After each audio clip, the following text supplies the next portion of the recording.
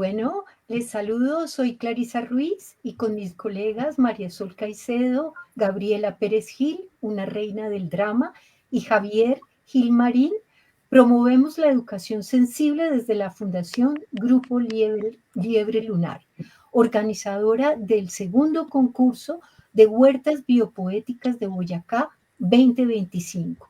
Este concurso se lleva a cabo con el apoyo del Ministerio de las Culturas, las Artes y los Saberes, de Veolia, Aguas de Tunja, de las Secretarías de Cultura y de Educación del Departamento de Boyacá y de la ciudad de Tunja, y también con el apoyo de la sede cultural de Tunja del Banco de la República. Hoy les damos la bienvenida al tercer diálogo en torno a la biopoética, dedicado en esta ocasión a la culinaria y la biopoética. Nuestras invitadas son Nancy Camacho Pérez, arquitecta especializada en restauración de patrimonio histórico y es destacada líder en la conservación del patrimonio arquitectónico y material de Boyacá, así como en la formación de jóvenes en oficios tradicionales. Como directora de la Escuela Taller, ha articulado la restauración, la educación y la participación comunitaria para preservar la memoria histórica del claustro de Santa Clara Real y fortalecer el tejido cultural de Boyacá. Patricia González, nuestra segunda invitada, es maestra en culinaria tradicional y ancestral, sabedora y gestora gastronómica, empresaria boyacense, reconocida por su trabajo en la promoción de la gastronomía boyacense. Patricia ha sido destacada por su labor en la recuperación de sabores y saberes tradicionales y su participación en iniciativas como el libro Cocinas Campesinas de Boyacá, Colombia, pa' su merced. Este libro fue premiado con el premio Gourmand World Cookbook de 2025 y considerado como el Oscar de la literatura gastronómica, y con un gran equipo de investigación de cocinas del mundo. Patricia también creó el restaurante Su Persona y es maestra de la Escuela de Artes del SENA y ha participado en programas de radio como en La Rochela y en Urdimbre Radio, donde se destacan siempre sus participaciones para exaltar la riqueza gastronómica de Boyacá.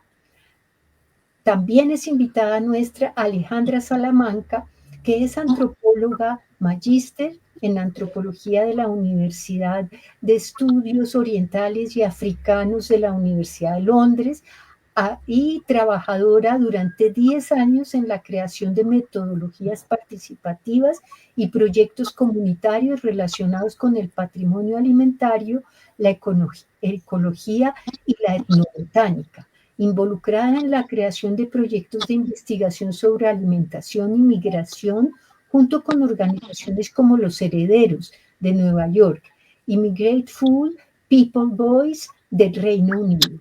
Autora del libro Abrazar la Tierra, Memorias Colectivas de la Cocina Ancestral de Coquí en Chocó, publicado en 2022 y ganador del premio al mejor libro afroamericano de también los Gourmand World Cookbook, este vez de 2023.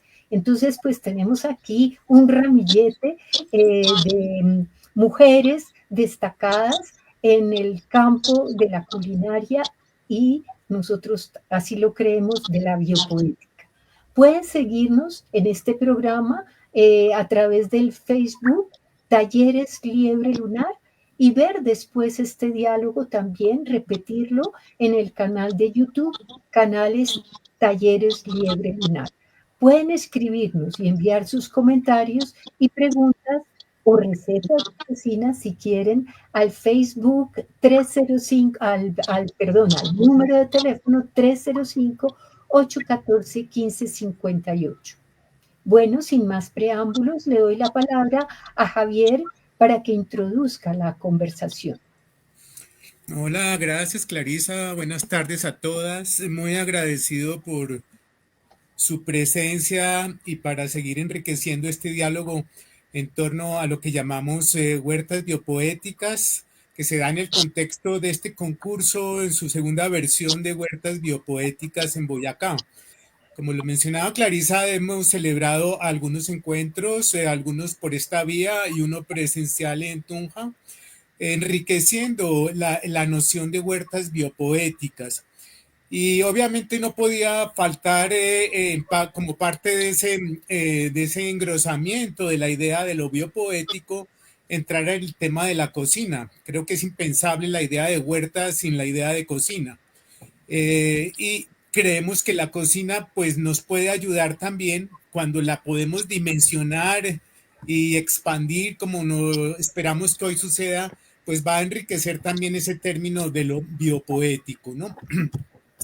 Prácticamente esta sesión va a ser como pensar un poquito como una poética, una sensibilidad, una creatividad inscrita también en la vida cotidiana, en particularmente en las prácticas de cocina y más aún aquellas localizadas en el departamento de Boyacá. Es decir, desde la materialidad de la cocina podemos hablar de una práctica estética en el sentido de que es una práctica sensible, imaginativa y creativa que necesariamente se articula a los sabores y a los saberes de la vida y al ejercicio de las prácticas culinarias en la región, ¿no?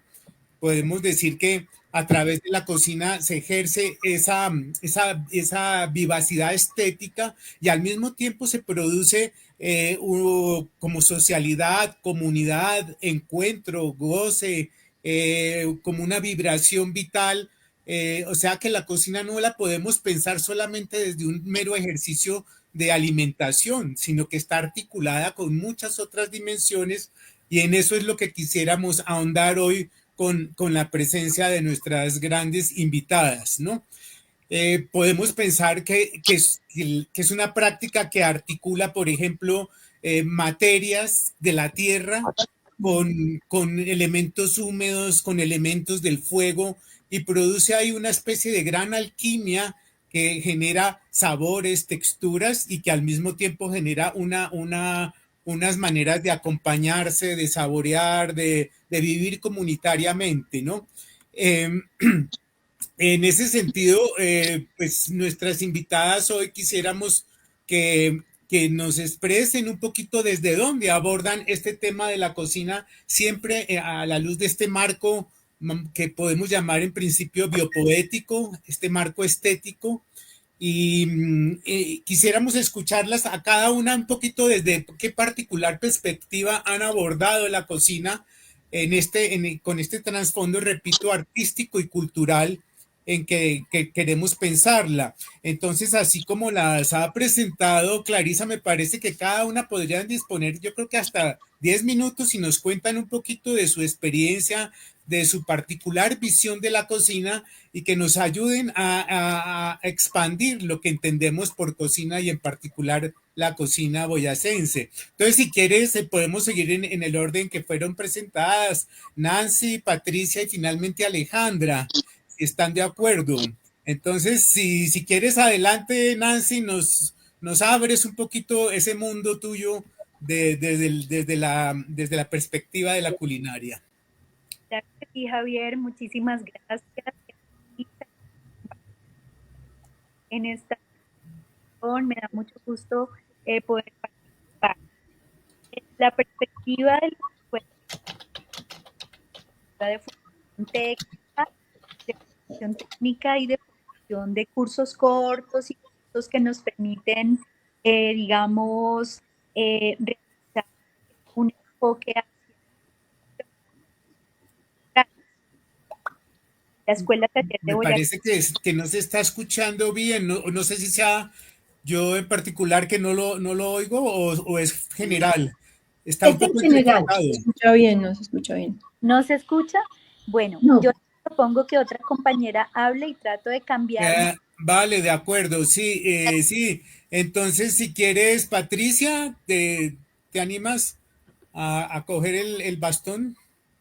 Claro que sí, ¿me escuchan? Sí. Sí, sí, perfecto. Vale, muy buenas tardes, mucho gusto entonces a todos, a quienes no me conocen. Estoy acá para servirles, sus personas. Pues la cocina la vivo desde la niñez en ese círculo familiar, y reconozco la cocina, el fogón como el núcleo, ¿no? Entonces, donde nos reuníamos todos, tanto el trabajo del obrero, como ese amor de mamá, como esa ayuda de nosotros, los pequeños, recogiendo cada uno de los ingredientes. Entonces, finalmente viene siendo muy relacionada a nuestro origen, a nuestra cultura familiar, la cultura de la vereda, donde compartíamos con los vecinos diferentes preparaciones, de pronto diferentes cultivos, diferentes posibilidades de recetas, como lo podemos ver, que les digo yo que mi concepto de la gastronomía es universal e infinita, porque mi receta cambia apenas pasa a otra mano, ¿sí? Y sigue creciendo. Entonces, reconozco la gastronomía como parte fundamental del desarrollo de la cultura y de la humanidad como tal, y de las comunidades. La viví muy de cerca, como siempre, desde allá en Palo Blanco, en el puente de Boyacá, y muy de cerca a los municipios aledaños, que son ahí Samacá, Venta Quemada, Tunja, Boyacá. Entonces la riqueza agrícola bastante importante, con muchas posibilidades, acompañada obviamente de nuestro maravilloso clima frío, con tanto producto, tanto tubérculo, tanto maíz, con ese desarrollo de recetas, ¿no? Entonces, muy de cerca al amor y a la unión familiar y comunal. Vale, oye Patricia, en concreto, ¿nos quieres ampliar un poquito en qué cómo estás desarrollando tu labor hoy en esto? ¿Nos quieres situar? Porque nos estabas hablando un poquito en privado, pero es muy interesante que la audiencia lo conozca. Sí, gracias. Pues venimos desarrollando unos talleres en un programa con la Alcaldía de Tunja, con la Escuela de Artes, con la ESAD, en donde nuestro principal tema a tocar es la gastronomía ancestral y tradicional, ¿sí? Y el día de hoy estábamos haciendo un trabajo de campo con los jutes de maíz. Hacia el sector centro de Boyacá trabajamos los jutes de maíz, hacia el sector Sugamuxi norte se trabajan los jutes de papa, ¿sí? Todo de acuerdo a la ubicación de los ingredientes, de los productos, y cómo nuestros ancestros lograban nuevas posibilidades para conservar y sacarle el mejor provecho a cada uno de sus alimentos que estaba de pronto en sobreproducción. Entonces, a raíz de eso, se generan toda esa cantidad de posibilidades. Ellos innovaban muchísimo. Entonces, hoy precisamente con el grupo de la ESAD estuvimos desarrollando el tema, el proceso de los jutes de maíz, en donde buscamos la posibilidad de que el maíz, después de secado en los zarzos, sin que tenga ninguna humedad ni gorgojo, entonces unos buenos maíces, digámoslo así, los mejores maíces de la cosecha, se destinaban para hacerlos en fermento en el agua durante 20 días si es maíz blando, durante un mes si es maíz duro, y a ellos los preparamos en fogón con un delicioso guiso, también con las habas, las alberjas, que también son secas, porque generalmente estas preparaciones se hacían cuando no había cosecha fresca. Entonces el resultado de ese secado, de esos granos, y dando el resultado de un exquisito plato que incluso es medicinal y de muchísimas propiedades. Ya, seguramente a lo largo de la conversación vamos a ir ahondando un poquito en cómo entender esto de cocina ancestral y todas esas relaciones que nos dejas ya insinuar, ¿no? Que van ahí como apareciendo a lo largo de lo que mencionas. Pero bueno, veo que Nancy no ha podido reintegrarse. Entonces yo creo que pues podemos pasar a darle la palabra a Alejandra para que nos sitúe cómo te ubicas en todo este marco de la culinaria y de la cocina. Pues la presentación de Clarisa ya nos da una gran pista, pero sería muy interesante que pudieras precisar y puntualizar algunos aspectos. Sí, hola, ¿y me escuchas?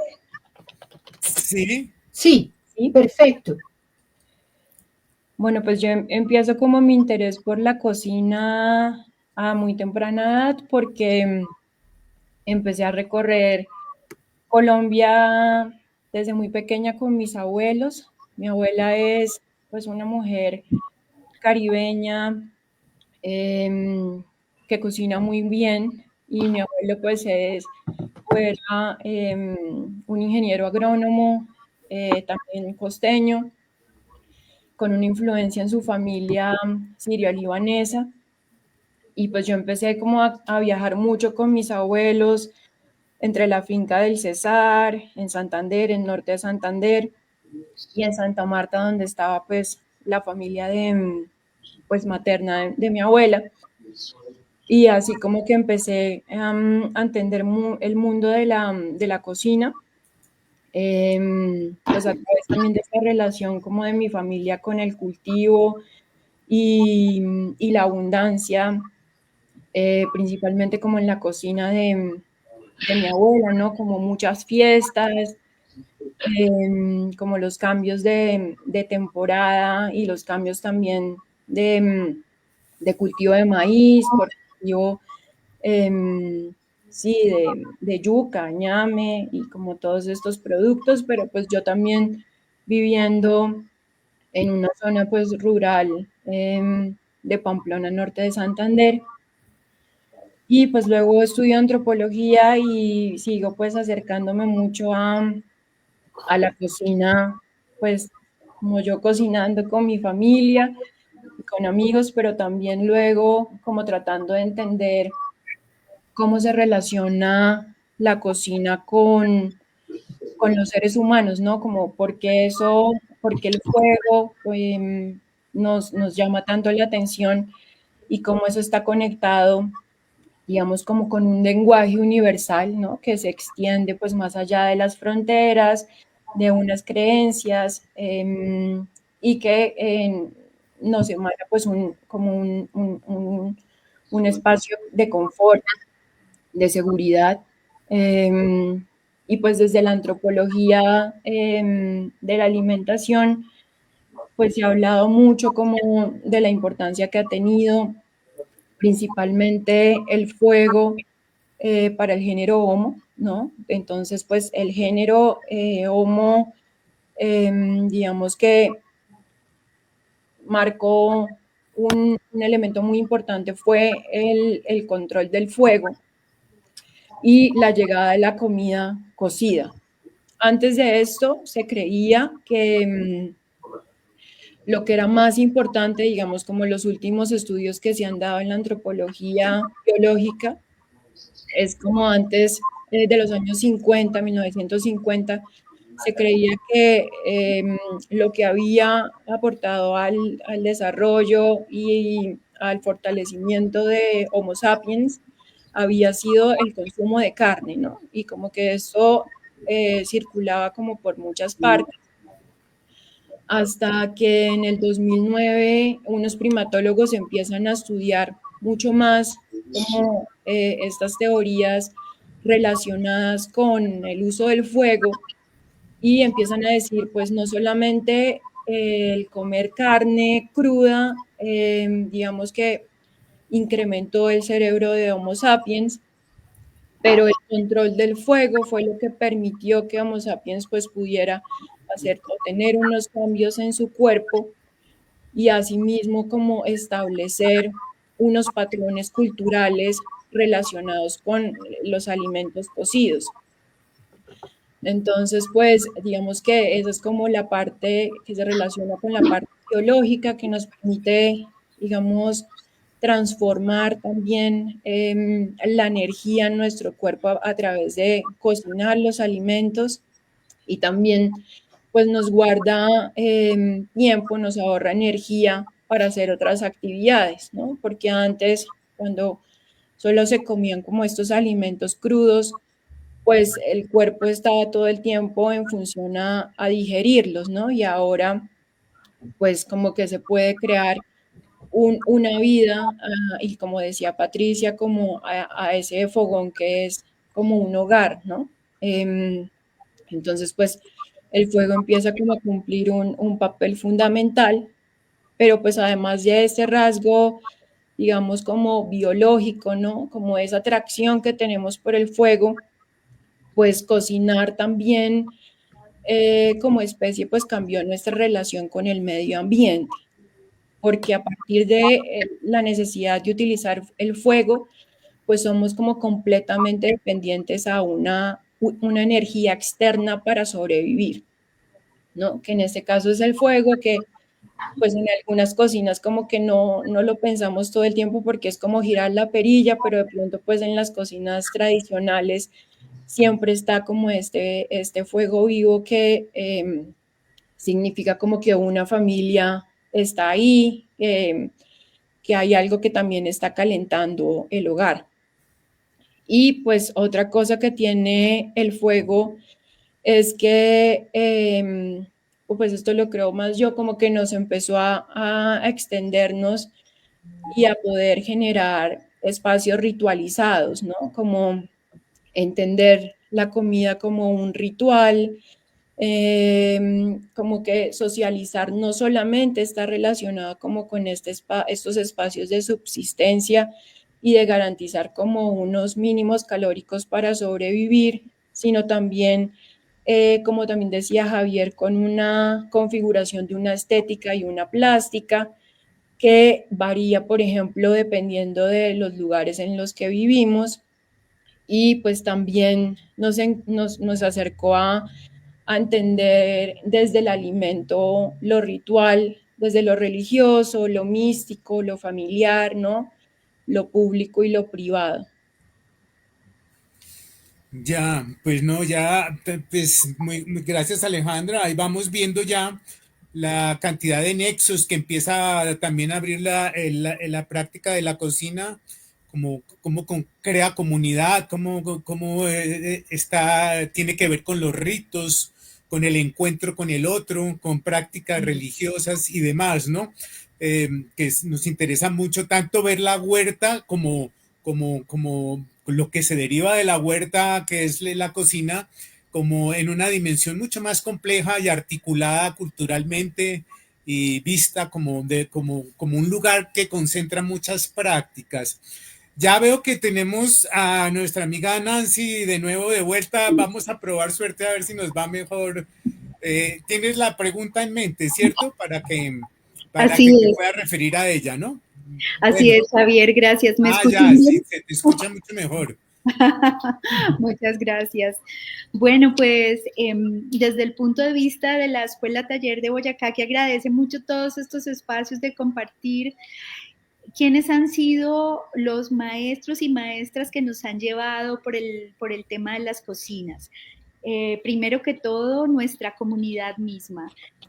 Digamos, hacemos construcción con tierra, hacemos, como lo decía Clarisa, pero siempre el nacimiento de la casa en la mayoría de las culturas tradicionales está acompañado, como lo decía Alejandra, de una ritualidad, y esa ritualidad indudablemente está nutrida por unas cocinas, por unos productos y por unos elementos que están allí. Entonces, el primer maestro a partir de la bioconstrucción y de las mingas y mutirauns y todos estos compartires que se hacen en la ritualidad de la vida, acompaña las cocinas. El segundo gran maestro que hemos tenido ha sido indudablemente la política de recuperación de cocinas tradicionales en Colombia, que nos puntualiza bien la diferencia entre gastronomía, culinaria, cocinas típicas, cocinas tradicionales, porque lo hablamos indistintamente y resulta que en la filigrana del lenguaje encontramos unas definiciones. El lenguaje nos invita a profundizar en las definiciones. ¿A qué le llamamos típico? ¿A qué le llamamos tradicional? ¿A qué le llamamos ancestral? Y cuando llegamos a lo ancestral decimos, bueno, ¿quiénes son los ancestros?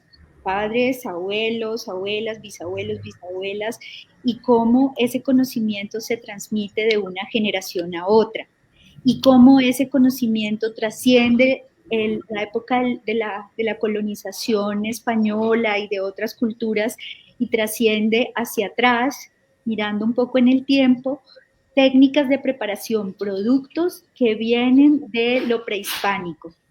Entonces ahí nos encontramos con personas como Dora Monsalve, antropóloga que está en el Valle de Tenza, con quien hemos trabajado. La tesis de Dora en su pregrado fue el Mutal valletenzano, que es una forma de huerta prehispánica. Ella la encontró mapeada en petroglifos, o sea, hay petroglifos que tienen dibujadita en la piedra la forma de la huerta, que es una forma cruzada de unos huecos, agujeros enormes que tenían semillas colaborativas, ¿no? La famosa colaboración entre el maíz y el frijol, que está en todo Centroamérica, está en un territorio ampliado, ¿sí? Y de ahí otros elementos, otros productos como la quinoa alrededor para proteger y así. Entonces comenzamos a partir del tema de la implementación de los encuentros de sabores y saberes ancestrales. Hay unos videos ahí en YouTube que si googleamos encuentros, sabores y saberes, los vamos a encontrar las primeras versiones. De hecho, ahí se hizo la invitación a algunas de las autoras y autores de la enciclopedia. Conocemos los 17 tomos que están en internet, también son descargables, los 17 tomos de la enciclopedia de la cocina colombiana, que lo compiló el Ministerio de las Culturas. Ahí tenemos otros maestros y maestras que nos han dejado grandes aprendizajes. Ahí hay artistas, está Cristo Hoyos con el tema de las ceretas, cafongos y todos estos elementos que se utilizan culturalmente para empacar los alimentos. Hay personas, hay antropólogas, antropólogos de distintas disciplinas. Está el fogón de negros, que nos enseña el origen de las frituras en el cuero del cerdo, porque los españoles se comían la parte magra y les quedaba el cuero a quienes lo preparaban, y ellos sacaban de ahí las grasas y con eso hacían las frituras, y por eso las frituras se quedaron en la costa y son el narcobollo, bueno, esos que conocemos ahí de manera divertida. Entonces ahí hay otro gran maestro y maestra. Luego por el camino nos fuimos encontrando con el movimiento Slow Food. Ahí yo conozco a Patricia cuando creamos nuestro convivium Slow Food, al cual están cordialmente invitadas, porque se trata de alimento limpio, justo y bueno. Y Slow Food tiene unos esquemas de trabajo muy interesantes, como los salones del gusto para niños y niñas, que los hemos desarrollado en las ferias, tratando de pensar cómo retornar a los gustos tradicionales y dónde está la clave de esos sabores. Invitadas, porque se trata de... Entonces están esos sabores ahí en la memoria, pero se desactivaron por tantos productos ultraprocesados. Entonces ahí hay otros grandes maestros. ¿Y cómo se da esa transmisión? Nosotros invitamos desde la Escuela Taller de Boyacá a aprendices, a personas participantes, a cocinar con la abuela, las abuelas, los abuelos, los tíos, con los ancestros, a cocinar juntos y juntas. Y pensamos que eso actualiza la memoria, actualiza los saberes, y fuera de eso nos hace cuestionarnos sobre la necesidad de la huerta, que es este trabajo tan maravilloso que ustedes vienen haciendo, y es qué magia existe en la producción del alimento, qué esfuerzo hay detrás de la producción del alimento para evitar el desperdicio, qué sabores encontramos diferentes en un producto que ha sido criado y nutrido en una huerta orgánica o en un producto que proviene de una huerta que tiene tantos elementos químicos. Ese ha sido un poco el trasegar de la Escuela Taller. Tenemos técnicos laborales y cursos, talleres cortos y cortas, y hemos realizado pues algunas investigaciones y nos hemos acompañado y hemos hecho hartos banquetes a los cuales estamos cordialmente invitados e invitadas a continuar realizando con Patricia, con Luisa Acosta, que es una también gran maestra que nos ha enseñado muchísimas cosas acá. Y ese ha sido el trasegar, ha sido dejar existir nuestros sabores propios y tratar de ponerlos siempre en el cuerpo de los que nos acercamos a la escuela taller. Pues bien interesante, Nancy. Destacaría entre todo lo que mencionas, por un lado, esa relación con la palabra, me parece muy interesante, cómo cocina y lenguaje, cocina y oralidad, cocina y palabra se copertenecen, ¿no?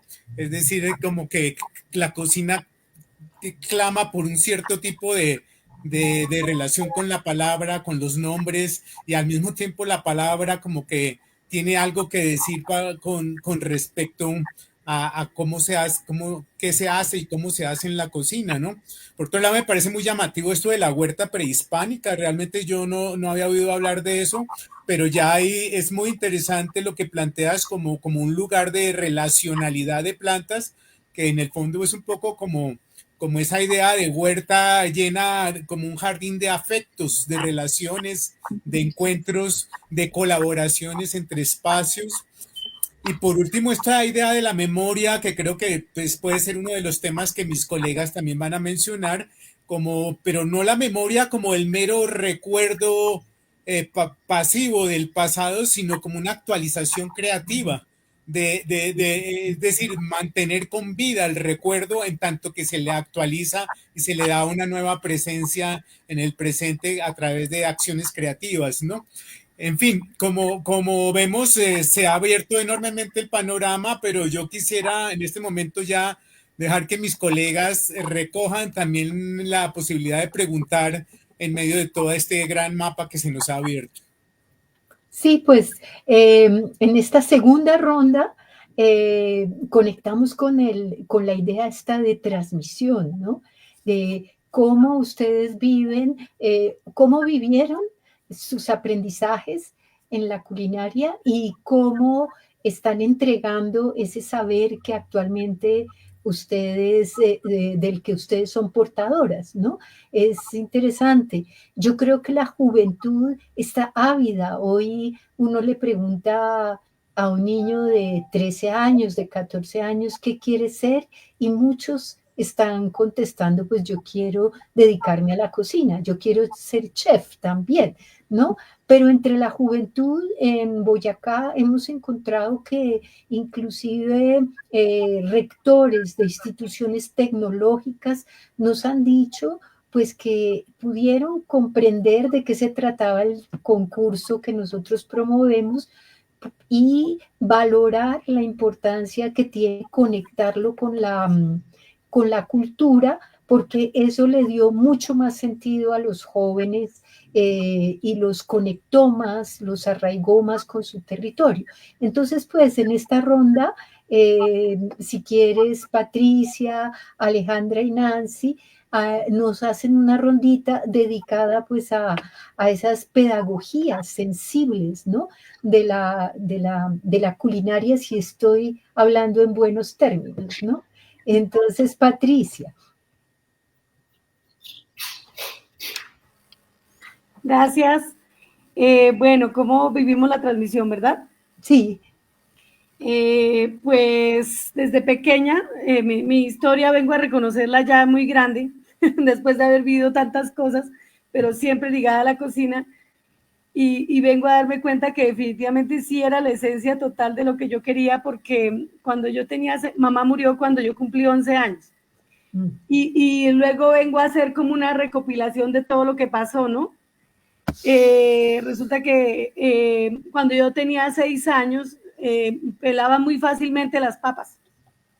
Tenía la facilidad de pelar las papas y mi mamá evidenció eso y dijo, vamos a hacer la sopa, hoy usted va a hacer su sopa, vamos a hacer la sopa, yo hago la sopa grande y usted hace la sopa pequeña para usted. Y hay una olla pequeñita y me enseñó a hacer mi sopa.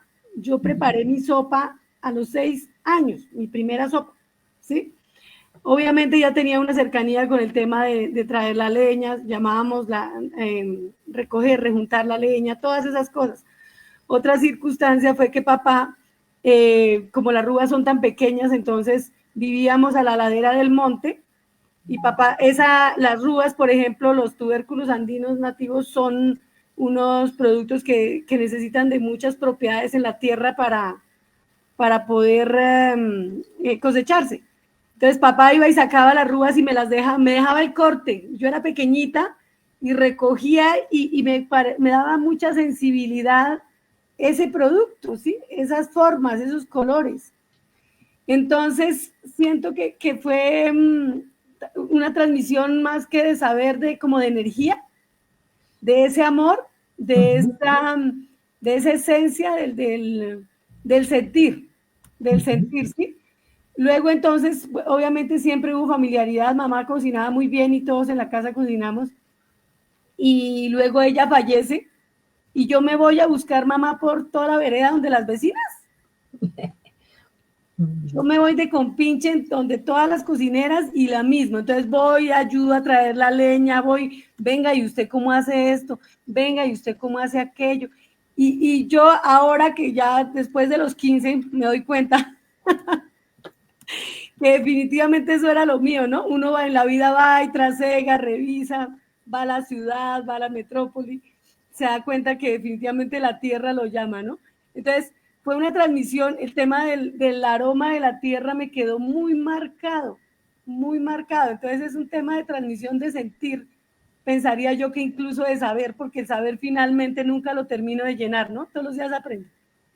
Pero sí, ese fue un tema más de sentir, porque parte de mis experiencias con mis grupos, les digo yo, vamos a iniciar desde sentir el ingrediente, ¿no? Porque si no nos familiarizamos con la trazabilidad de ese ingrediente, no nos familiarizamos de que cómo era antes de, cómo fue su proceso, qué cambios tuvo y a qué sabe luego, entonces no estaríamos en nada para finalmente disfrutar de ese alimento, ¿cierto? Entonces pienso que es un tema de transmisión de sentires, de mucho sentir, obviamente con ese saber de cada uno de mis familiares y de mi comunidad. Qué bonito, muchas gracias. Y Alejandra, ¿tú? ¿Ahí sí me escuchan? Sí. Sí. No, pues yo creo que sí, también con mi abuela aprendí a cocinar. Me acuerdo mucho como estar en la finca recogiendo maíz y luego haciendo bollos de mazorca y como en algunas temporadas también como fiestas de cumpleaños y eventos así, haciendo kibes y indios, ¿no? Como que estaban más cercanos como a esta tradición de la familia de mi abuelo, ¿no? Por su lado libanés. Y pues yo como que reflexiono mucho sobre esto y es como la comida en sí, pues es muy importante porque digamos que el alimento nos hace como redefinirnos como individuos cada vez que comemos algo, ¿no? Es como un puente, la lengua es como ese puente entre nuestro cuerpo y el mundo. Y como cada vez que probamos algo, cada vez que logramos como incorporar un alimento de afuera, pues traemos ese alimento a nuestro cuerpo y algo dentro de nosotros cambia, ¿no? Siempre cambia, ¿no? Está como digiriéndose algo en el estómago, pero pues también sabemos que la cocina pues tiene todo esta conexión con lo místico, con la salud y como con la memoria, ¿no? Entonces, la lengua o el comer es también como una redefinición constante de lo que es uno. Y fíjense también como que cuando uno es chiquito, porque lo veo a mi hijo, ¿no? Como que la forma en la que él se empieza a relacionar con el mundo y a entender la frontera de su cuerpo es como metiéndose cosas a la boca y así es como explora como cuál es la frontera de él con lo que lo rodea. Y eso pues es muy bonito y como que luego pues va creciendo y se va relacionando con un montón de otras cosas, ¿no? Como para mí también ha sido muy chévere trabajar con Mike Grateful en el Reino Unido, porque me ha dado la oportunidad de entender y conocer un montón de ingredientes y conocer como la historia política de muchas comunidades a través de sus sabores, ¿no? Entonces, pues es una forma también de romper barreras y de expandir y de llevar el cuerpo a otros mundos o a otros países, estando donde uno esté situado. Pues no necesariamente, como que no es necesario viajar para tener una experiencia cercana a eso, porque la lengua pues nos permite, o el comer nos permite aprender desde ese lugar, ¿no?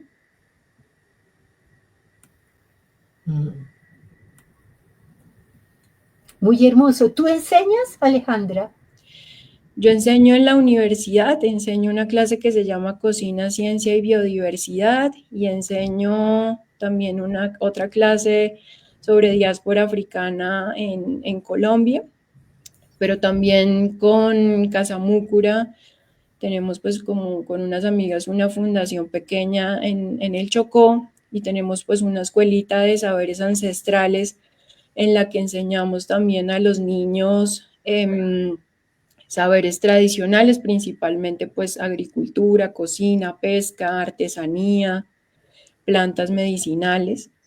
Y sí, como que estoy enseñando pues y aprendiendo todo el tiempo, ¿no? Es como una cosa que va y viene. Mutua, sí. Sí.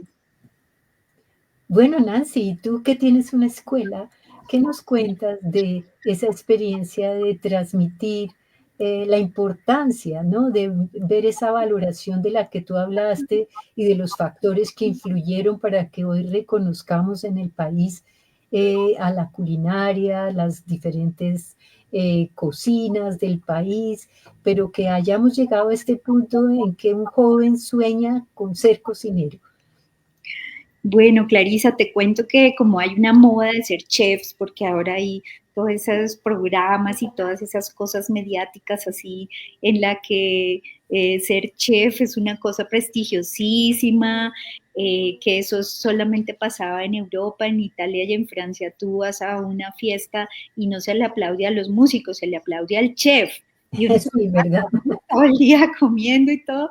Entonces, en la escuela taller, pues es muy interesante cómo aterrizar tanto las buenas prácticas de manipulación de alimentos con las cucharas de palo, que las cucharas de palo supuestamente, y ahora hay una propaganda que las tablas de madera no, y que no sé qué, entonces, ¿cómo hacer para empaquetar la ancestralidad de una manera en la cual se dialogue entre lo contemporáneo y todas esos lenguajes de ahora y las tradiciones? Entonces, eso ha sido un reto muy bonito porque nos ha planteado invitar maestros, maestras, como lo dice Alejandra, uno está aprendiendo, y maestros y maestras sabedores y sabedoras, que nosotros le llamamos sabedor o sabedora a una persona que aprendió en la Universidad de la Vida, que aprendió con la abuela, con el abuelo, y que digamos ejerce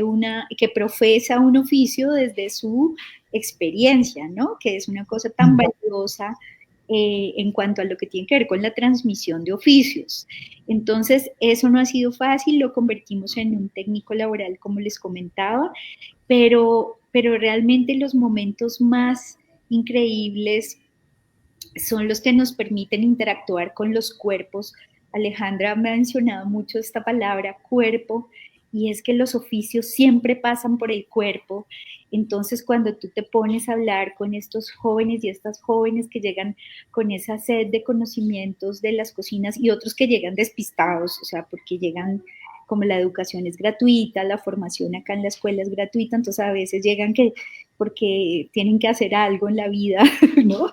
Entonces, a veces ese despiste sirve para reconciliar. Tuvimos un aprendiz que hizo el ejercicio de cocinar con su padre, que se había quedado en la finca por allá en Cundinamarca cultivando, y el joven había sido traído a Tunja con la mamá a vivir en la periferia de Tunja y a vivir en unas condiciones complejas, pero para él la heroína era la mamá y el papá era un perdedor porque se quedó en la finca. Cuando este chico va a cocinar con el papá y descubre lo que significa crear alimento a partir de el trabajo de las manos de él y todo, nos cuenta, no, esto es una reconciliación. Ahora mi papá es mi héroe. Papá tiene las vacas, todo eso, la leche fresca. Digamos, a partir de la formación entró en conciencia en este aspecto. También hay una cosa muy linda con los migrantes y las migrantes, que hemos tenido un programa con la Unión Europea que es de integración sociourbana, y entonces es una manera increíble de llorar recordando ese territorio que ya no está, pero que está a partir de la memoria y a partir de lo que yo puedo compartir de mis tradiciones, y eso es una manera increíble de cómo las personas entran como en una reconciliación y en una reubicación,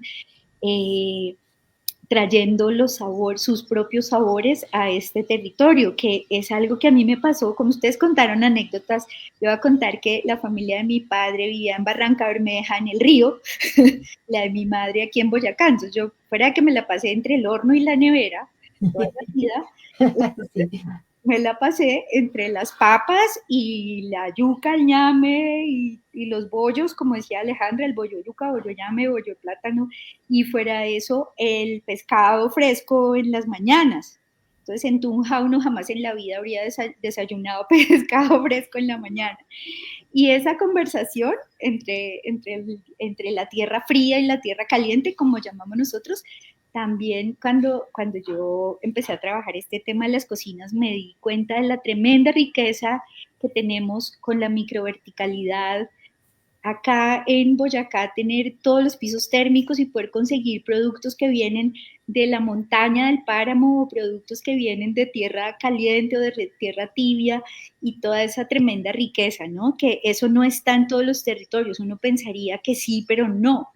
Y Colombia en general, ¿no? Nos caracterizamos por esa riqueza tan impresionante, y eso para las huertas es un tesoro. La microverticalidad es un tesoro muy grande para las huertas.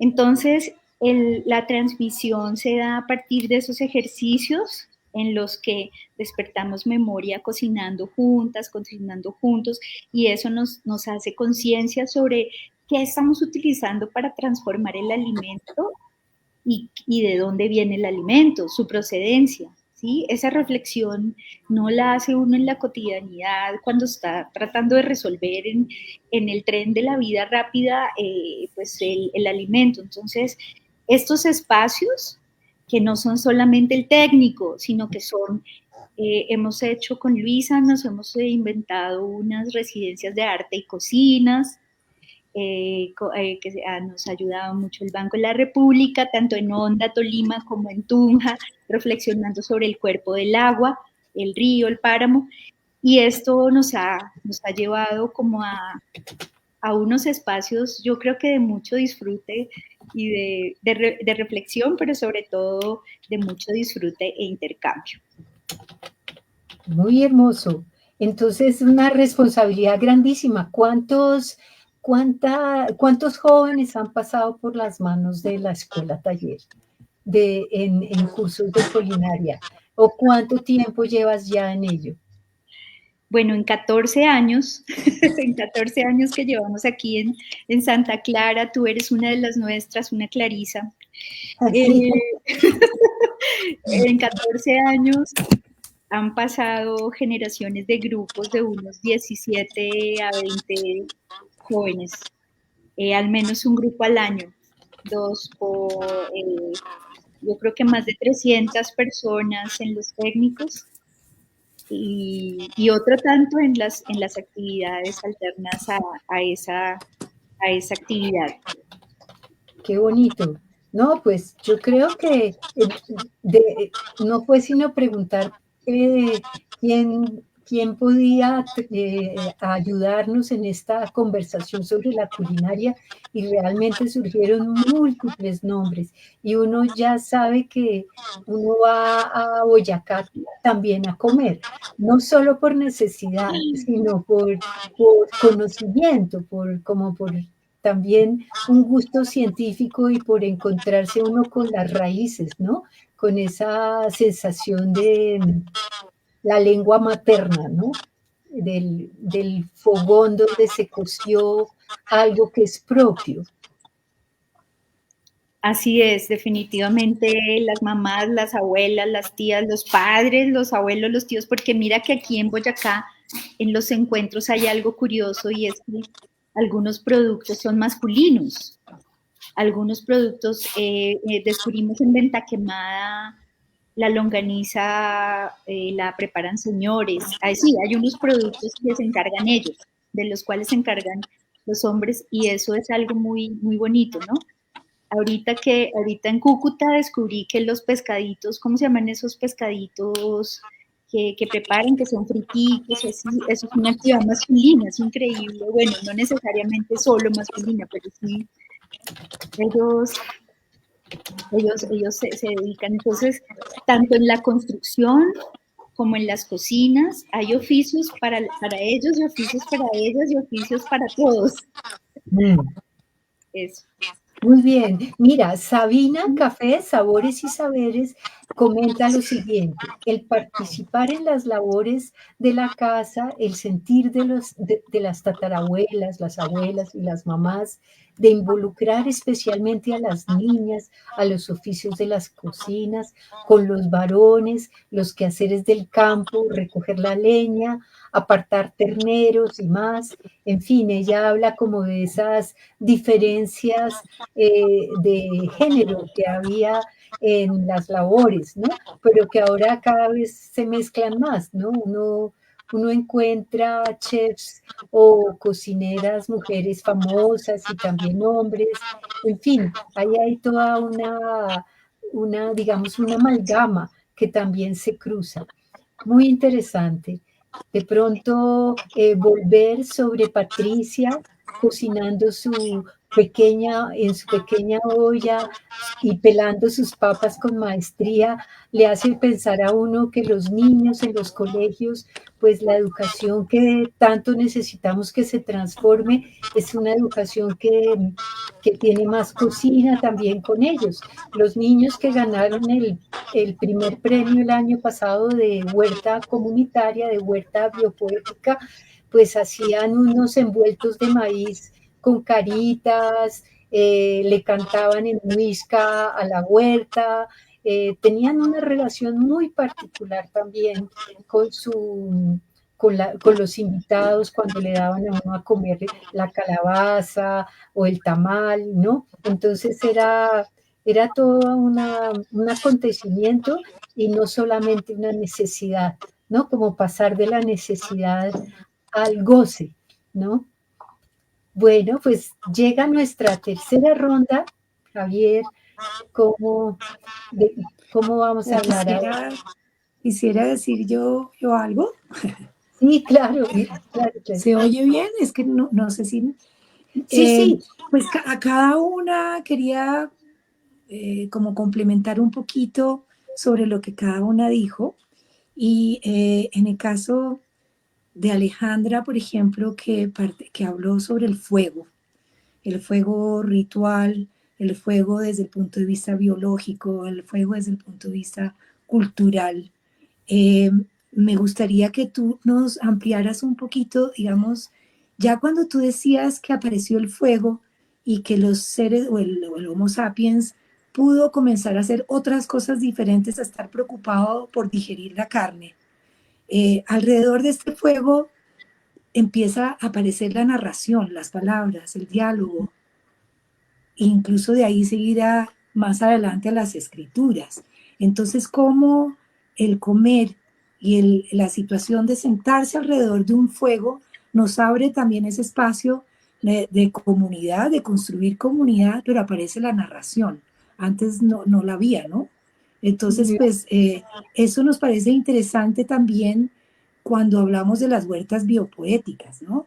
Cuando hablamos de las huertas en general, hemos visto que pues todo el tema de la justicia alimentaria, del tema del alimento, de las buenas prácticas de siembra, de cultivo, pero más allá de eso, ampliando esa noción, también hemos querido que en este concurso la gente busque también otro tipo, narraciones alrededor de las huertas, que ahí es donde empieza a aparecer también la poética y en estos oficios que incluye pues la cocina, casi que podría decir uno que hay una poética también en los oficios, ¿no?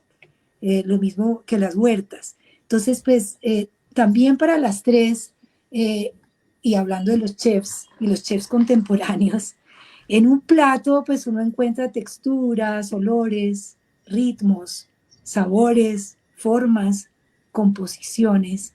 Entonces es ahí donde también es una expresión, digamos, creativa y artística. Lo mismo lo vemos en la huerta. Por eso nos centramos a hablar de la huerta biopoética. Entonces, pues quisiera preguntarles a ustedes, también a Alejandra, pues yo sé que tú lo tocaste muy rápido, pero dentro de todo de lo que tú mencionaste, el fuego mismo como algo ritual, viene desde muchísimo tiempo atrás. Hay el mito de Prometeo tiene que ver con la entrega de ese fuego sagrado que le roba al dios Zeus. Se lo roba, en un principio era para holocausto, para sacrificio, y él lo convierte, lo entrega al ser humano en una forma y le entrega el fuego de la cocina.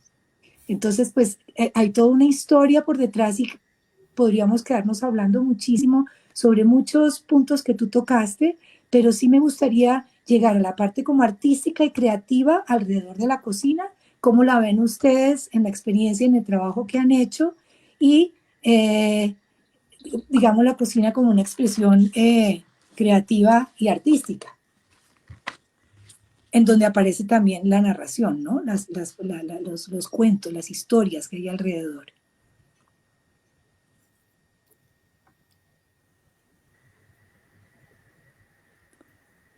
Sí, pues como que ahí también es interesante que empieza también todo un universo. Ay, creo que me escucho como con eco, ¿no? No, está bien, Sí. está bien. Que es pues como el lenguaje, pero también pues las canciones, ¿no? Y está como muy vinculado como con todo este desarrollo del sentir el sonido de la naturaleza y vincularlo como al espacio de la cocina, ¿no? Entonces hay como una convergencia entre entender lo que pasa pues afuera en el campo y empezar a como a reproducir estos sonidos, ¿no? Que son como los sonidos que aparentemente pues fueron los que empezamos a escuchar y a reproducir como seres humanos y que vemos todavía, por ejemplo, en algunas músicas tradicionales, que es como los pájaros, ¿no?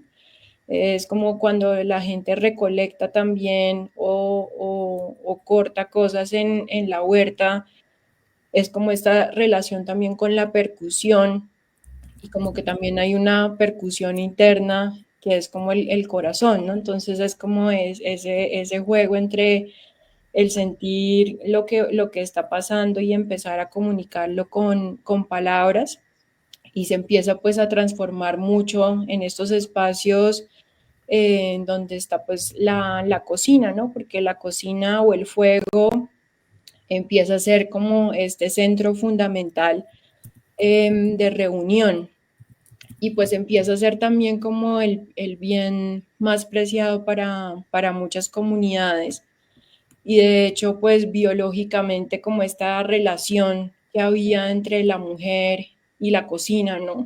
Que hoy pues es completamente un contexto completamente distinto, pero pues biológicamente, pues los bienes más preciados era el fuego y la mujer y los niños, ¿no?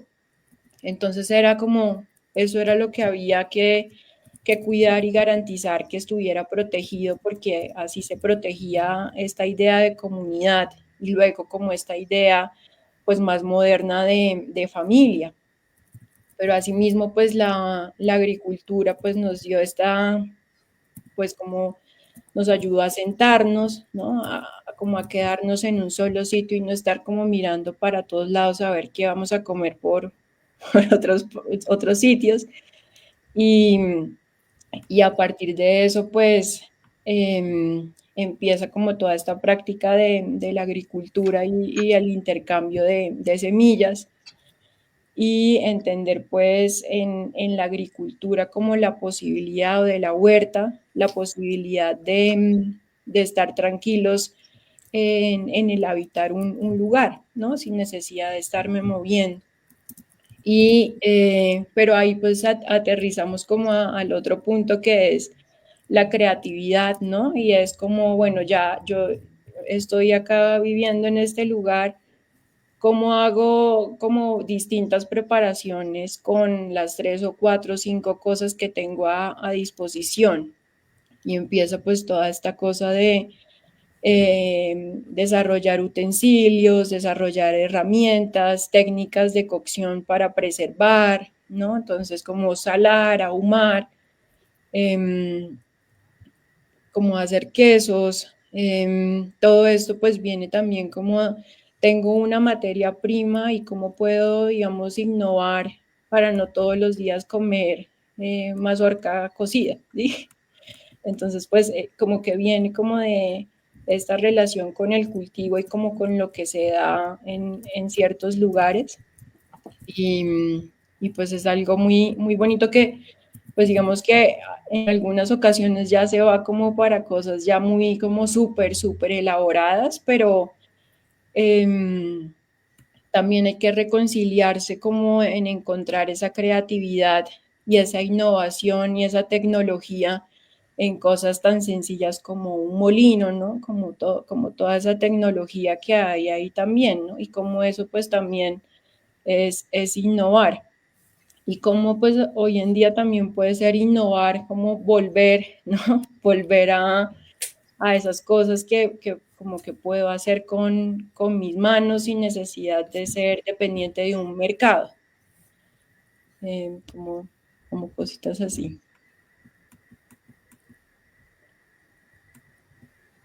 Ahí está. Gracias, Alejandra. Y Patricia y Nancy, yo no sé si, por ejemplo, bueno, me encantó eso que dijiste, Nancy, de ahí donde tengo los apuntes, la clase que le dan a los niños de salón de gustos para niños y niñas, que definitivamente estoy de acuerdo con ustedes en donde la memoria se vincula totalmente con los sentidos, lo sensorial y lo emocional al comer, ¿no? Ahí hay una memoria. Y esa solamente se puede entender probándola, probándola, sintiéndola y encontrando esos sabores. Entonces, pues, yo no sé qué tanto, bueno, ya Alejandra habló de la innovación, qué tanto está la escuela taller y las personas, digamos, que están muy dentro, bueno, ya no sé distinguir muy bien las diferencias entre cocina tradicional y ancestral, pero sí que tanto están dispuestos a abrirse a esa innovación, ¿no? Sin perder el origen, digamos, y la memoria, el origen, lo que traen los abuelos, pero transformándolo y volviendo, porque en el arte sucede eso también, y cada vez, digamos, uno puede estudiar, digamos, los clásicos, pero de ahí uno va apuntando hacia algo nuevo, algo mío, algo creativo sin perder lo anterior. Entonces, no sé, en la escuela me imagino que hacen experimentos, laboratorios, ensayos de nuevos sabores y composiciones y texturas. Así es, María Sol. En la escuela se trabaja una idea y es que así tú trates de reproducir una receta, una preparación, la estás trayendo a hoy. Es decir, la estás creando. es una acción creativa. Así intentes que sea una reproducción, o sea, recordemos que el Premio Nacional de Cocinas tiene unas categorías y en ese premio hay una categoría de reproducción y una categoría de innovación. Uno podría decir, la categoría de innovación vamos a colocar todas estas modas de los 12 pasos, ¿no? Las preparaciones en 12 pasos y que tienen unas figuras y una manera de ponerlas, de disponer el alimento, y no solo eso, una manera de producir el alimento, ¿no? Las espumas, los geles, todas estas cosas que utiliza la cocina molecular, que es como también ese otro extremo al que se ha ido el alimento hacia un tema más como de espectáculo y más de entretenimiento y más de un divertimento alrededor de que hasta dónde podemos llegar con un sabor o con un producto, ¿no? Entonces, explorando, pues eso, imagínate. Claro, aquí este es de Pablo Adamo y me gusta muchísimo este trabajo. Fue expuesto acá en Tunja, en una vitrina de pastelería, pero en una casa antigua en la que las casas del barrio Quirigua, si no estoy mal, es el barrio Quirigua en Bogotá, las casas populares, fueron llevadas al horno a través de la creatividad con los habitantes y las habitantes del barrio, ¿no? Entonces, quién dice que es bello, quién dice cuál es la estética, quién dice, quién manda, qué es lo que sí se debe servir y qué es lo que sí se debe ver, pues depende de donde estés, ¿no? Porque entonces acá estamos ante unas construcciones deliciosas de autoconstrucción que tienen unos elementos, los rombos prehispánicos, ¿no? Que en unas culturas son el ojo, en otras son el sol, bueno, pero están los rombos, están todas esas mallas de herrería, y están los coloridos, está la terraza, ¿no? Entonces, este trabajo lo quise traer a colación para hablar un poquito de eso, de probablemente la forma, lo que está expresando es, esto es lo que yo digo que es bello, y está producido por mi familia, por mi barrio, por mi contexto, por el grupo de obreros que a lo mejor construyeron unas casas que otros dicen que son bellas para ellos, pero para nosotros aquí está y es delicioso y lo estamos actualizando. Entonces, el tema de la creatividad es infinito y en la escuela taller lo tocamos mucho porque nosotros decimos un cocido boyacense, si lo seguimos sirviendo a la manera como se servía el cocido boyacense en el cultivo, probablemente no lo puedas llevar a un tema de turismo o a compartirlo en un evento o a ponerlo compartido en otros espacios. Entonces, indudablemente hay que cuidar el tema de la innovación, el tema de la percepción, el tema de los perfumes, de lo que entra por los ojos, porque es un tema del cuerpo, como lo ha mencionado Alejandra varias veces, el oficio entra por el cuerpo y atraviesa el cuerpo. Y es bueno en la cocina, más que en otro taller, está la posibilidad de trabajar con todos los sentidos. Entonces, en ese orden de ideas, sí hacemos innovación, incluso unos de los chicos que participaron de aquí de Boyacá en el mejor ajiaco de Bogotá, fue helado de aguacate. Y el aguacate era en forma dulce, que es como lo comen en el sur, en Sudamérica. Y obviamente los descalificaron porque era el concurso del mejor ajiaco, pero ellos llevaron eso y sí, digamos, hasta dónde la creatividad y hasta dónde el show y hasta dónde si el nutriente es una discusión de todo el tiempo que se da.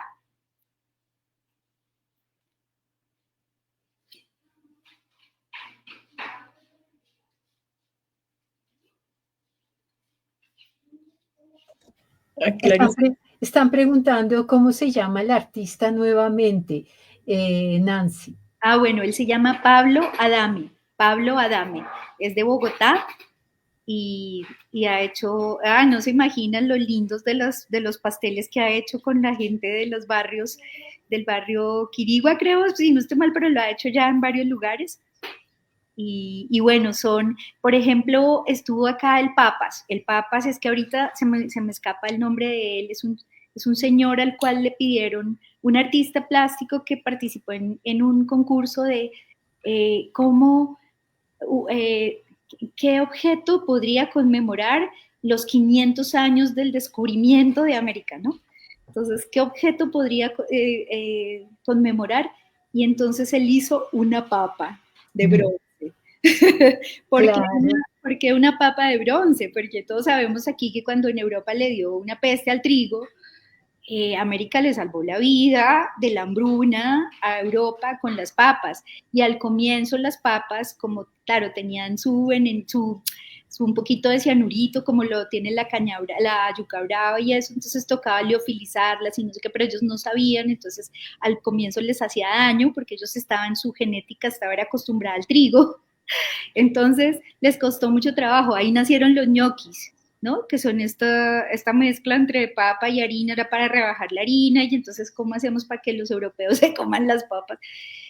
Y si no hubiera sido por las papas, no. Entonces él hace primero esa papa de bronce y luego fabrica papas de cerámica que las hace igualiticas, las pone en un costal de fique y se sienta en mercados y dice, yo intercambio estas papas por productos culturales. Entonces él te puede intercambiar una papa, hacer trueque, y te puede intercambiar una papa por un cuadro, por un libro. Y ahora que tú mencionabas el tema de la palabra, pues cuando García Márquez falleció, que en México le estaban haciendo homenajes por todos lados, en la escuela taller lo que hicimos fue un homenaje con las cocinas, con los productos y preparaciones que mencionan 100 años de soledad. Entonces, ¿cómo hacemos los huevos de araña comestibles, no? Entonces, ¿cómo los hacemos? ¿Cómo hacemos este sabor a pescado? ¿Cómo hacemos? Y fue una noche de museos en la escuela con preparaciones sacadas de 100 años de soledad basadas en el trabajo de una persona experta en cocinas que había desarrollado una cartilla sacando esas preparaciones. Entonces, bueno, como agua para chocolate, tantas creaciones que están dedicadas al tema de los alimentos y que enriquecen mucho nuestra labor. Y Patricia, tú también te dedicas a guardar las semillas, ¿no? Sí, o sea, hemos hecho un trabajo de la mano con diferentes salvaguardas de semillas, obviamente de la mano de la salvaguarda de las cocinas, ¿sí? Sí, y eso, ¿cómo resulta, mejor dicho, cómo resuena eso con lo contemporáneo? Es como la raíz. Aquí Sabina sigue mandándonos unos mensajes muy inspiradores y habla de la importancia de hacer memoria y que no desaparezca la raíz, el patrimonio que nos permitió llegar a la libertad. Pues, ¿cómo resuena en la actualidad? Sí.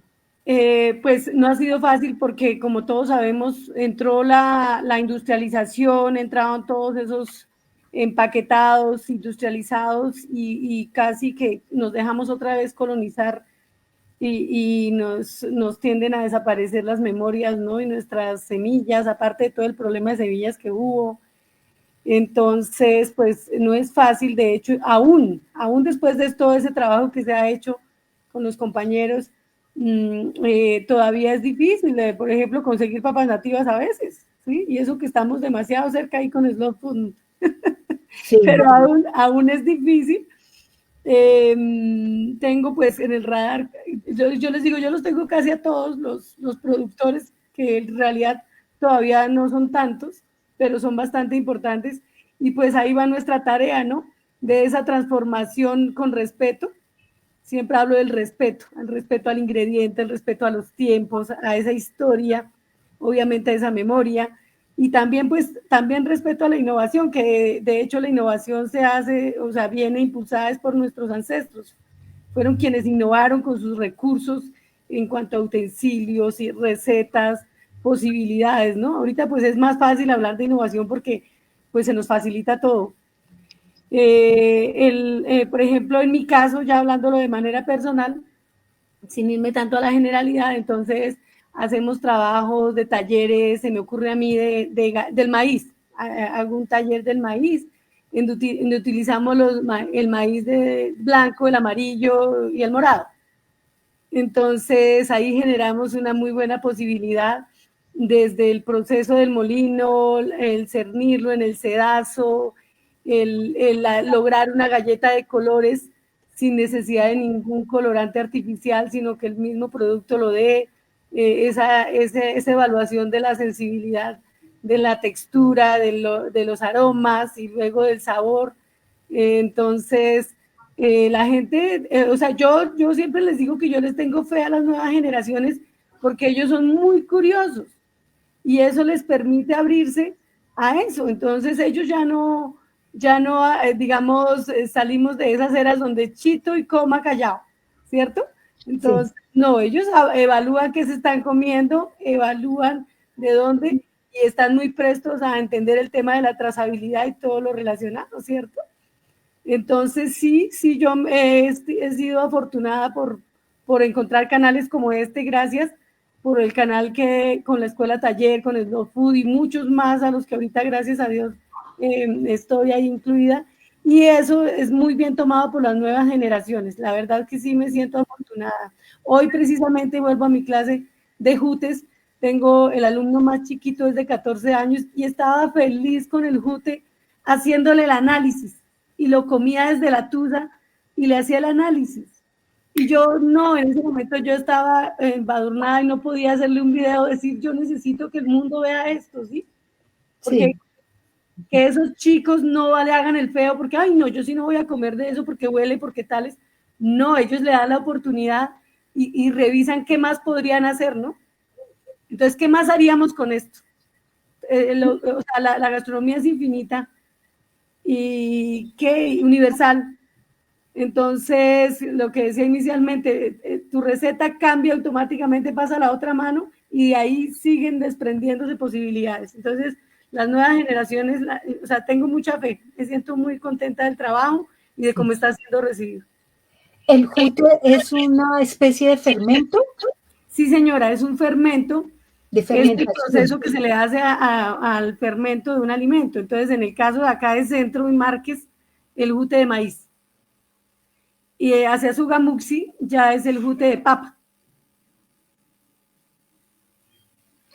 O sea que te la pasas diciendo, ¿cómo sabes si no le gusta, si no lo ha probado?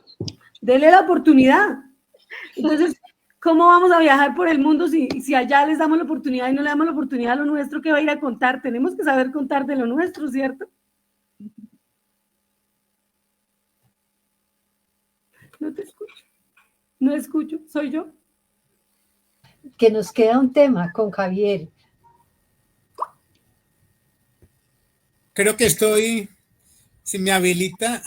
Ya te sí, estamos escuchando. Sí, que tenía todavía una inquietud porque a lo largo de toda la charla lo que uno ve es que tanto la cocina como la huerta, pues casi que hay que pensarla como tramas de relaciones, vínculos, encuentros, y eso ocurre, repito, tanto en la huerta como en las prácticas de cocina, ¿no? Lo que hay ahí es una gran cantidad de mundos compartidos, es que nos hacen ver que la vida es mucho más relacionada que como la aprendimos, por ejemplo, nosotros, que todo era muy separado. La cocina iba por un lado, el saber por el otro lado, el pensamiento por otro. Justamente en estos días oía una charla de un filósofo coreano que hoy se lee mucho, que es Byul-Chul Han, y tiene hizo una conferencia muy bella que la llamaba la tonalidad del pensamiento, como para dar a entender que incluso el pensamiento es un asunto de tonos. Y él hablaba de que él pensaba con la música, con los pianos y con las flores, con las rosas, que tenía que meterse, que sin eso le era imposible pensar. O sea que el pensamiento tenía como una especie de fragancia y una especie de musicalidad, y que le gustaría mucho que su pensamiento pudiera oler a flores. Y bueno, de hecho su pensamiento pues es muy evocador y muy muy crítico, pero al mismo tiempo muy sensible, ¿no? Entonces yo tenía como la pregunta, incluso él menciona una cosa muy bonita que decía que Debussy componía en una habitación llena de flores, ¿cierto? Para que la música fuera casi que como un ramillete de flores y sonidos y colores. Pero quisiera que la que quiera pudiera puntualizar, ya sea con anécdotas, con situaciones, con alguna celebración que conozcan de Boyacá o de cualquier parte del territorio. Entiendo que Alejandra trabaja más en el Chocó, como que nos pusieran a hacer ver como esa relacionalidad más intensamente entre la cocina y, por ejemplo, la construcción de relatos, de las prácticas de salud, la celebración de danzas. Acá, o de música. Aquí en Boyacá, pues tenemos, por ejemplo, la figura del convite carranguero, ¿no? O las prácticas espirituales, ¿no?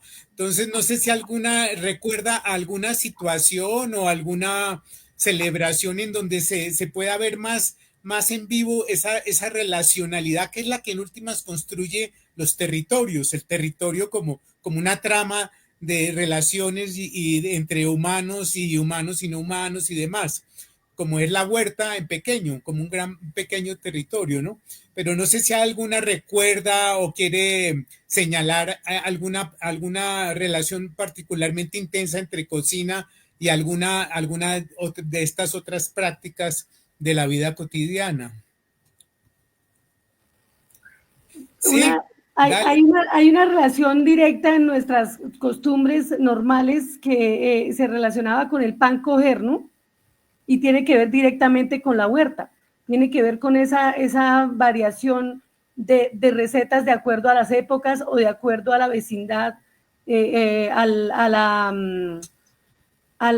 pronto a la cosecha que hubiese en cada vereda, a lo que lo tuviera la vecina. Entonces era el pan coger, cocinábamos de lo que hubiera para coger y con eso se cocía, ¿no? Con eso, alrededor de eso se unía la familia para cocinar con el pan coger.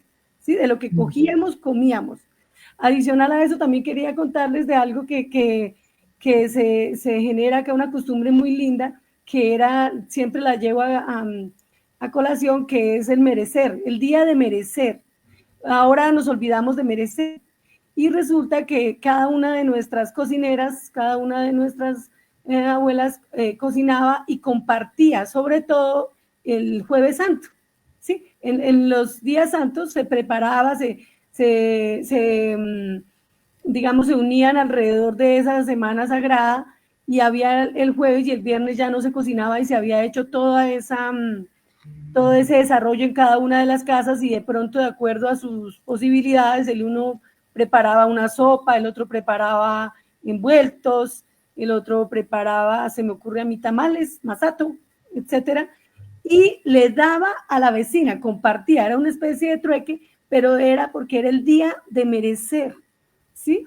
Entonces es muy lindo recordar ese tema del compartir alrededor de que merecemos, ¿cierto? De que compartamos en comunidad porque merecemos lo que cada uno podemos dar con amor. Gracias. Muy bien, muy bueno, muy bonito. ¿Alguna otra, quiere agregar alguna cosa que recuerde en particular sobre este tema?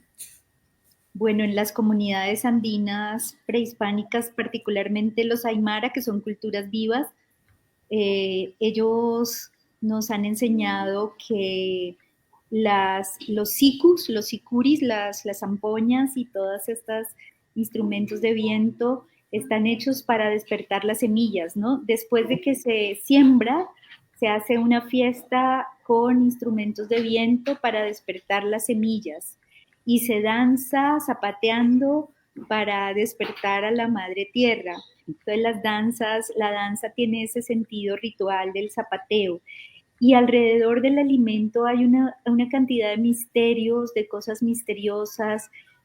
Acá en Boyacá, cuando nos vamos a tomar una cerveza, antes de tomarse la cerveza, le ponemos un chorrito de cerveza al suelo, a los ancestros, a los espíritus, a los seres de luz que están con nosotros. Y esta imagen que nos está compartiendo Gabriela amablemente es un un trabajo de Trixie Alina, quien es una antropóloga y artista, profesora de la Nacional mucho tiempo. Aquí estamos en el Molino de la Mesopotamia, en Gachantivá, cerca a Villa de Leyva, uno de los molinos de trigo más grandes que hubo en el territorio de Gachantivá, de los alrededores, porque como ustedes saben, de Iguaque baja mucha agua, ¿no? Es una fuente de agua pura. Aquí ella está haciendo un trabajo hace tiempos de huertas, y también con el tema del trigo, el tema de cultivadores de trigo, cultivadoras de trigo, con quienes estamos aquí en este encuentro que realizamos, bueno, que realizó Trixie, nos invitó como escuela taller un poquito antes de pandemia. Y es un trabajo que ya viene realizando. Aquí hay una persona a quien quiero rendirle un homenaje amoroso, que es Antonio Caro. Sí, Sí lo reconoces, Clarisa. Ahí sí, está sí. Antonio, que se nos fue, pero Antonio fue asiduo amigo de la escuela taller y de Tunja, venía muchísimo a Tunja, compartimos muchas cosas y entre otras este día, aquí está Luisa Acosta en primer plano al Sí. frente de Antonio, y este día teníamos una invitada mexicana y con ellos preparamos unos chiles en nogada y comimos unos deliciosos salsas de chapulín y así. Entonces, y ahí están pues las chicas, los chicos, las jóvenes, los jóvenes de la escuela taller de ese momento compartiendo con ellos, porque en ese momento Antonio estaba realizando un trabajo sobre el achiote, que fue uno de los últimos trabajos que él comenzó a hacer. Y digamos, esto tiene que ver con esa correlación de la que hablaba Javier, en la que pues el alimento tiene mucho, una conversación muy grande tiene mucho que ver con el arte, con la creatividad, con una sensualidad que acompaña la vida y que indudablemente pues nos alivia un poco en el cotidiano, ¿no? Pues sobrellevar todo con esa perspectiva estética y amorosa hacia el alimento. Sí, gracias, sí. Trixie en particular nos acompañó en la primera versión mucho.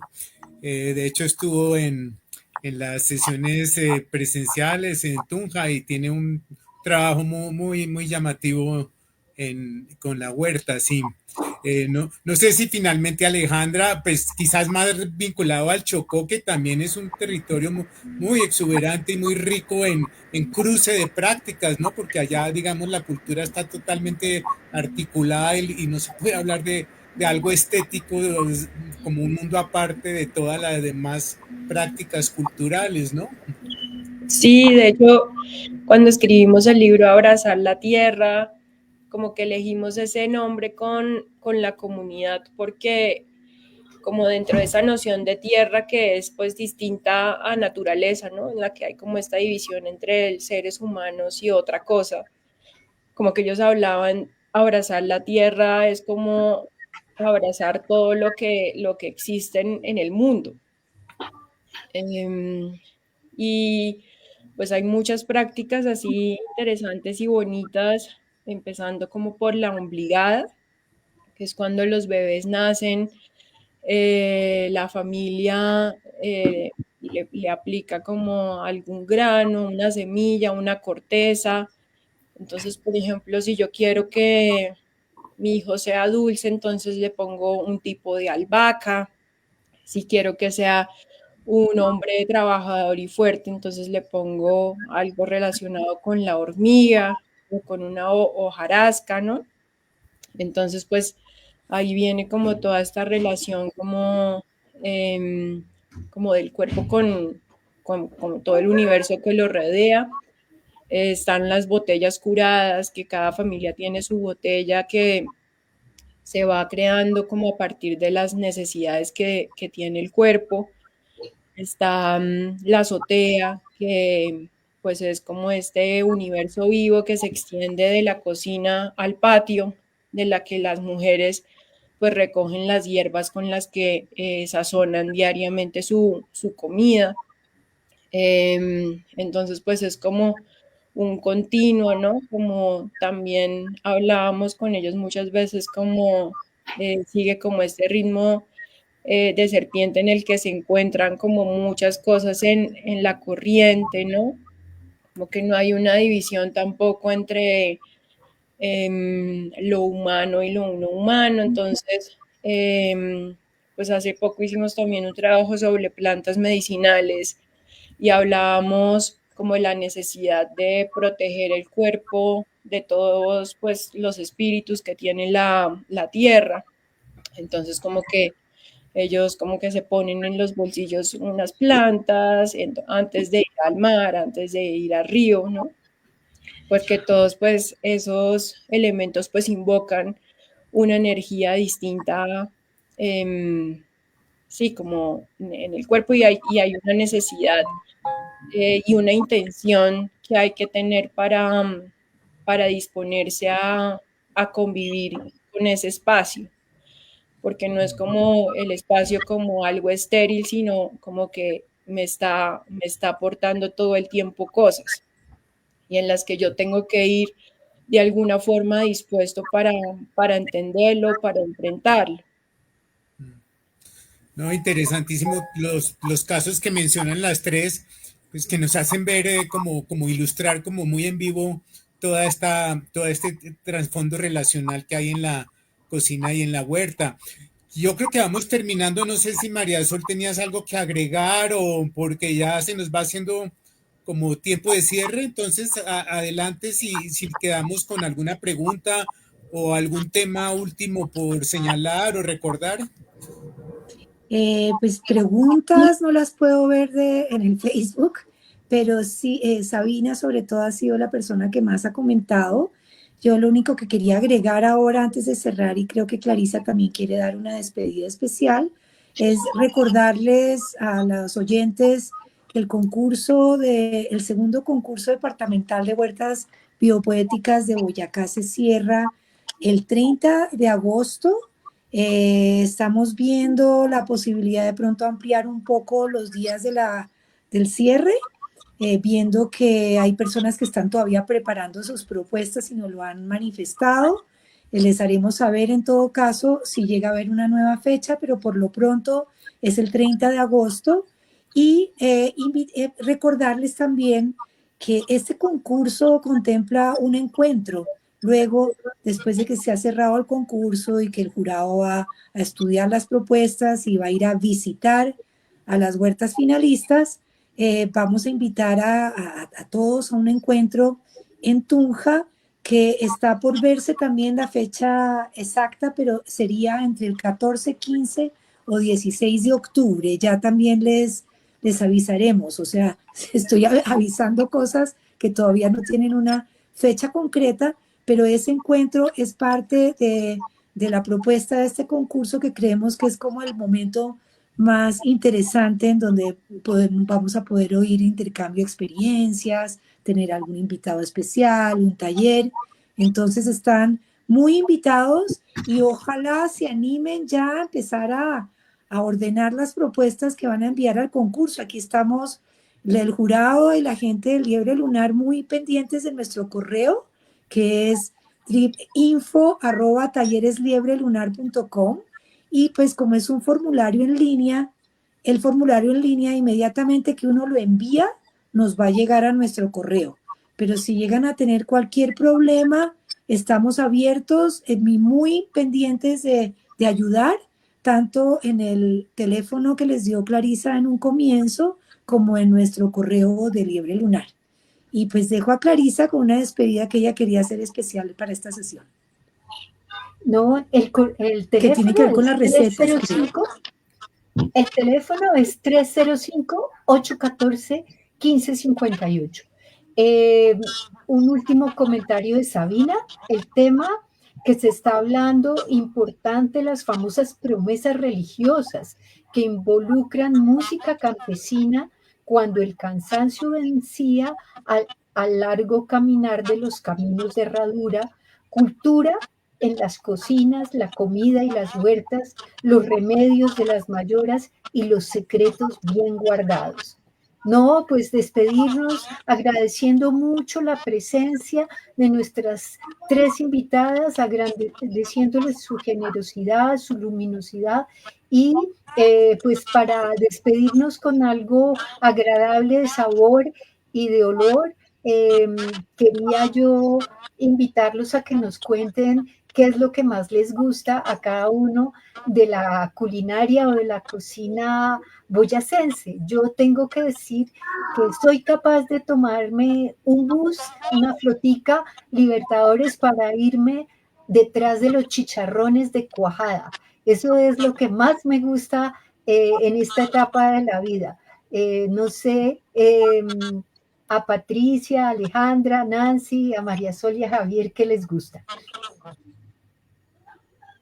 A mí me parecen deliciosos los indios de Sotaquirá, me parece que es como un plato súper sofisticado, aromático, con muchas texturas, olores y es como una gran preparación. Bueno, en Tunja las sopas, el cuchuco de trigo con espinazo de marrano, y si su merced es vegetariano, se le prepara cuchuco de trigo con espinazo de mazorca.